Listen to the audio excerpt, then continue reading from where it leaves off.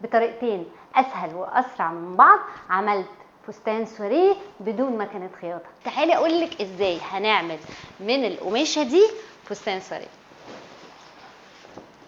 هناخد الطرف ده على الطرف ده كده ونقفلهم، هنلفها وهلبسها على رقبتي،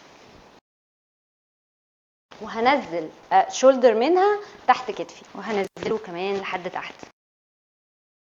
وبإبرة وفتلة أو دبوس هناخد الطرف ده اللي هنا اللي طلع معايا ده، وهنربطه من ورا مع الطرف التاني، وكمان الخاتم. تاني طريقة، هناخد القماشة بتاعتنا بالعرض، هنحطها على كتفنا من هنا، وناخد الطرف ده ونربطه من هنا. وبكده بقى عندي طريقة تانية، جربيها وقوليلي الترند ده حلو وهتعمليه وتجري وراه ولا لا.